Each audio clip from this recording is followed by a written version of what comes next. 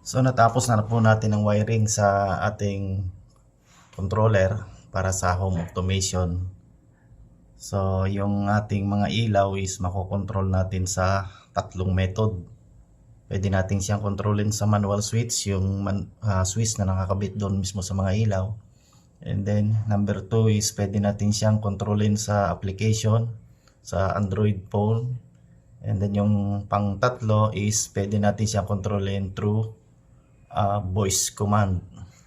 So ang purpose po ng home automation natin is kung sakaling iiwanan natin yung bahay natin at may pupuntahan tayong malayo at may wifi naman tayo, makokontrol natin yung mga ilaw natin sa bahay natin for security.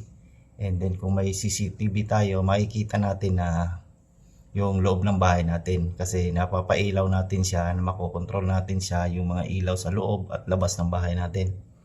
So i-try natin to sa dito sa Android phone. Kontrolin natin.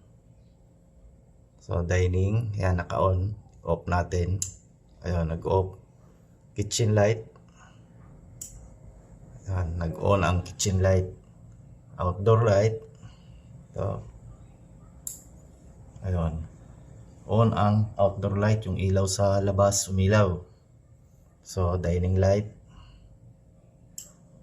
And then yung living light, sa living room light. Ayan, naka-on siya lahat. So pwede din natin siyang kontrolin sa manual switch. Kamuha nito dito. Off natin siya doon sa manual switch. And then sa voice command,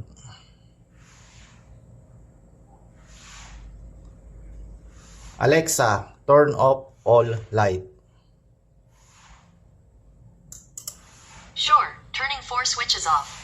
Ayan. Pwede na siyang isa-isahin na sa kanya. Alexa, turn on dining light.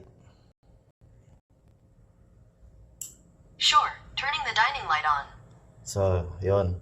So, kahit nasan tayong lugar at may internet, so makokontrol natin yung mga ilaw sa loob ng bahay natin through sa ganitong home automation na installation. So ang board na to is ilagyan natin ng 4 na relay para sa 4 na circuit ng ilaw.